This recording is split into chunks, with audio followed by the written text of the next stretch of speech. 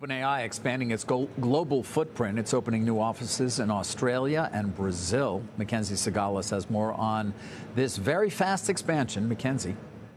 Hey there, David. So Brazil is OpenAI's fastest growing market in Latin America, and now it's home to its first office in the region. It's also expanding in Asia-Pac with new hubs in Sydney and New Delhi. And the goal here is really to win enterprise customers and take more control of deals that once ran through Microsoft, its biggest partner and investor. Because by selling these products directly to customers, the 80-20 revenue share with Microsoft tilts in OpenAI's favor. And that's fueled a rapid build out of their go-to-market team from about 50 people just 18 months ago to more than 700 today under COO Brad Lightcap. Now, the turning point came in 2023 with the launch of GPT-4 and its first SaaS product, ChatGPT Enterprise. Now, the OpenAI COO told me that was the first time you crossed the chasm of the models being intelligent enough to actually solve problems for businesses. Now, what Microsoft offers customers is ease of access. Companies that already use other enterprise tools through Azure can tack on OpenAI's tech. But what they get when they buy directly from OpenAI is direct access to the research team that's actually building these frontier models.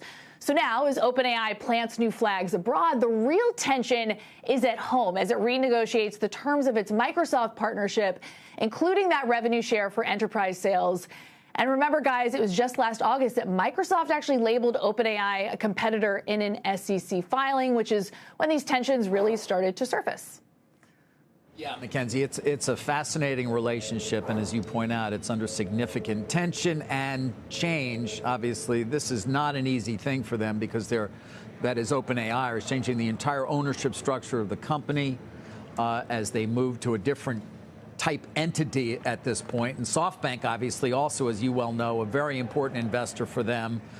And so much of the new capital, depending on what they come to, be very interesting to see where they end up with Microsoft in terms of a new agreement of some kind and or sort of how they're going to deal with the new ownership structure if and when they get there.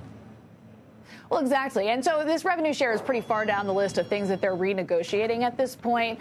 Top of that list, at least from the OpenAI side, is looking to have more diversity of access to these cloud providers, potentially selling their enterprise products through others besides Azure. They do have some diversity now with that Google Cloud deal. And also at stake, as you mentioned, is this massive restructure to a public benefit corporation. And as part of that, talking about what Microsoft's equity stake will be right now, it's roughly in that range of 30 to 35%. They're also renegotiating the terms of their commercial contract with Microsoft. And so there's give and take, even though these are very separate discussions.